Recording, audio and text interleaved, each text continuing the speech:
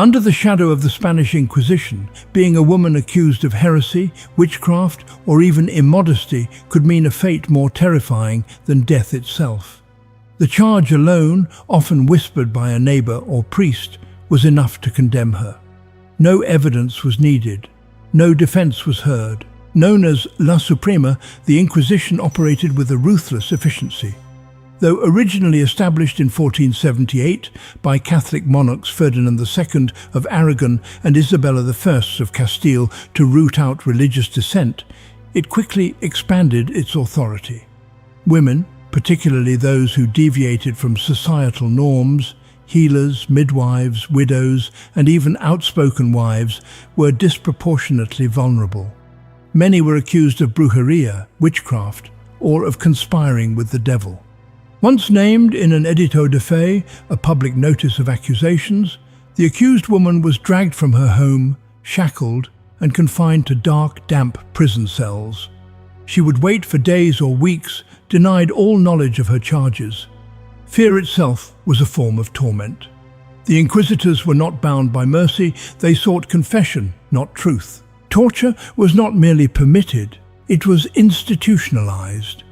Pope Innocent IV had sanctioned its use as early as 1252, and under the Inquisition it became a cold tool of control. The aim was never justice, it was submission. To be a woman in the hands of the Inquisition was to be rendered voiceless. Her body became the battlefield, her silence an admission, and her scream an inevitability. Strappado, dislocated without a drop of blood. It was silent in the chamber, but not still. Somewhere above, rope creaked as it slid through a pulley. This was the strappado, a device deceptively simple in appearance. A single rope, a hook, and a ceiling beam. No blades, no flames. And yet, among the most feared instruments of the Spanish Inquisition, accused women were brought before this device not for execution, but for confession. Once sentenced to torture, they were led into the chamber, their wrists bound tightly behind their back. The rope was then looped through the ceiling and attached to their arms. With a nod from the inquisitor, the executioner hoisted them into the air by their arms alone. The shoulders bore the full weight, often leading to severe joint damage and lasting physical consequences. There was no blood, no visible wound. What made the strappado especially cruel was its illusion of mercy. In the records of the Inquisition, this method was classified as a moderate form of persuasion. They argued it left no scars, but the reality was different. Muscles tore. Nerves suffered lasting damage. Arms could be rendered permanently useless. Sometimes the torture was made worse by sudden drops, lowering the victim slightly before jerking her back up, heightening the internal trauma. Women who cried out were not believed. Those who refused to speak were lifted again and again. There are no exact numbers for how many women endured the strappado during the centuries of the Inquisition. Many records were lost, or perhaps never written. What survives are the testimonies of a few and the silent echoes of many more. Inquisition chambers across Spain and its colonies were equipped with these devices, their use spanning from the late 15th century well into the 18th. In the eyes of the Inquisition, this was not punishment, it was purification. But for the women accused, many of whom were never proven guilty, it was a descent into suffering, inflicted not by mobs or soldiers, but by a system that believed pain could lead to salvation. The iron spider, agony forged in fire. Its shape was unmistakable, long, curved metal arms ending in cruel hooks, forged not for restraint, but for destruction. The device was known as the iron spider, and its very name whispered terror into the hearts of women accused by the Spanish Inquisition. Designed specifically for female victims, it was an implement of pain masked as interrogation. The iron spider was typically fastened to a stone wall in a cold, echoing chamber. Victims were brought forward, bound, accused, and often already weakened by hunger, fear, or prior ordeals. Historical accounts suggest that inquisitors favored areas of the body that would cause lasting humiliation or disablement. The metal prongs, often heated in fire beforehand, were positioned against exposed area. The purpose was not to extract truth through logic, but to coerce confessions through unbearable distress. Though records are sparse, often intentionally destroyed or left vague, the iron spider was reportedly used against women accused of heresy, adultery, or of having relations deemed impure by religious authorities. Unlike more publicly visible forms of torture, the iron spider left scars that were not just physical but deeply psychological. Survivors, if any, lived with mutilation that served as a permanent marker of their humiliation. And yet, these women were never truly tried in the legal sense. Inquisitorial courts operated in secrecy, and guilt was often assumed the moment an accusation was made. Perhaps the most harrowing aspect of this device was how deliberately it was tailored to women. The Inquisition, while publicly committed to saving souls, often targeted the female body as both a symbol of temptation and a site of control. Devices like the iron spider weren't random tools. They were calculated, ritualized acts of domination, executed under the guise of piety. The rack, stretching truth from the accused. Iron chains clattered as a woman's wrists and ankles were fastened to opposite ends of a wooden frame. Known historically as la tortura del potro, the torture of the colt, this device was simple in design but excruciating in function. The woman was not yet guilty in the eyes of the law. She had only been accused, perhaps of witchcraft, heresy, or consorting with the devil. And yet her body was about to become the battleground for a confession she may never have wanted to give.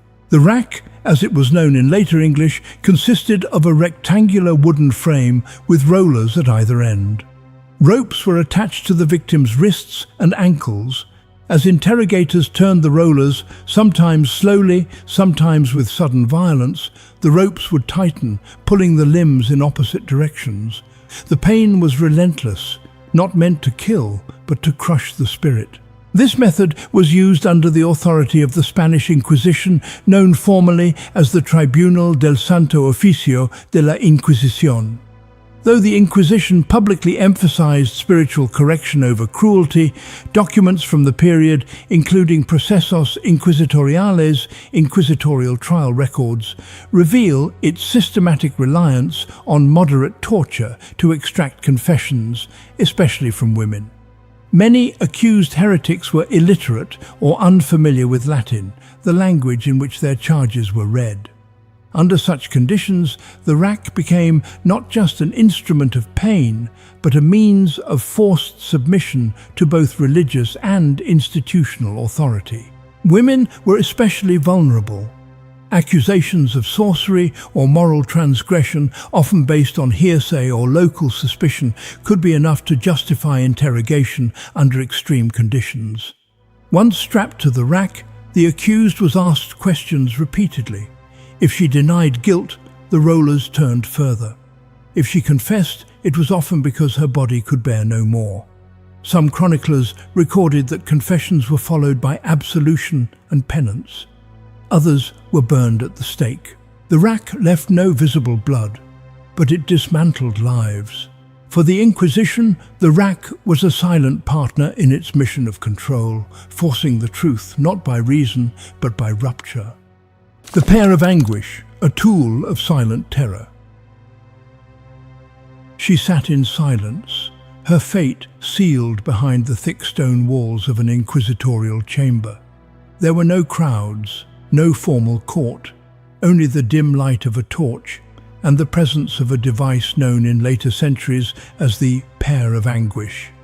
Though its exact origin remains debated, this metal instrument is cited in several post-Inquisition accounts and later torture catalogues.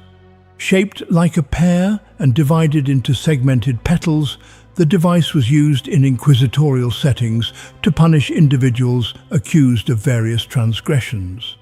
Depending on the nature of the accusation, it was inserted into a bodily orifice and then expanded by turning a screw, causing intense internal pain without visible injury.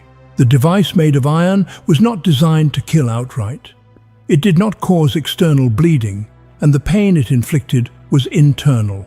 When inserted into the mouth, it was often used on those accused of blasphemy or spreading heretical speech.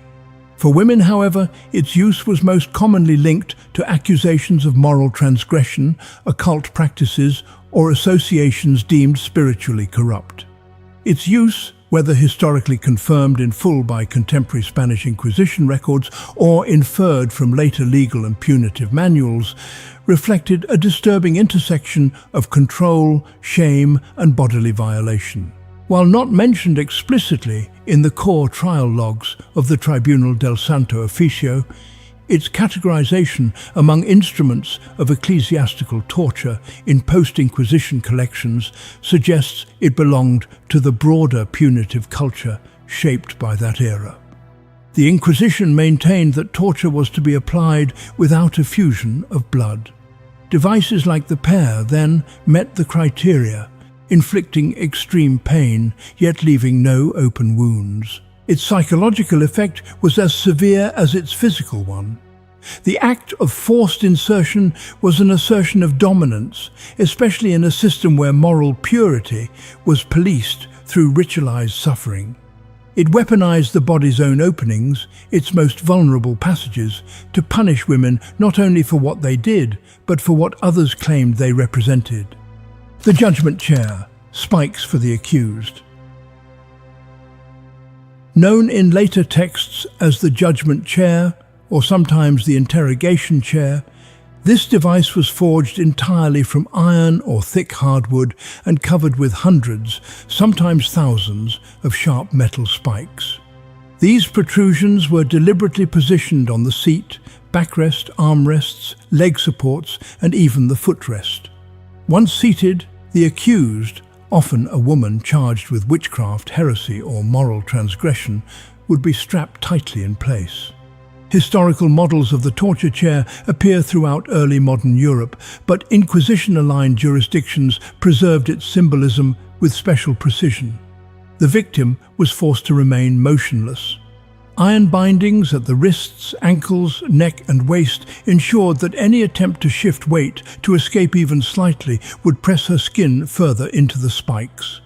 In some instances, the chair was heated from below with coals, turning pain into searing torture. The Spanish Inquisition did not always list specific devices by name in its official archives. However, accounts from regions under inquisitorial influence, particularly in Aragon, Castile, and the Kingdom of Naples, reveal the use of silla de interrogar, interrogation chair, as a method of prejudicial coercion. It was intended not to kill, but to extract information, force confession, or soften the will before further questioning. Once strapped into the judgment chair, the accused was asked to confess. Refusal meant hours, sometimes days, of restrained agony. The judgment chair did not declare guilt, it merely made resistance unbearable. In the eyes of the inquisitors, that was often more than enough. The Spanish Inquisition weaponized fear, faith, and flesh to enforce obedience, not only through execution, but through instruments that redefined the limits of human suffering. How did religious courts justify torment in the name of salvation? Comment below. As Johann Weyer, a 16th century physician who opposed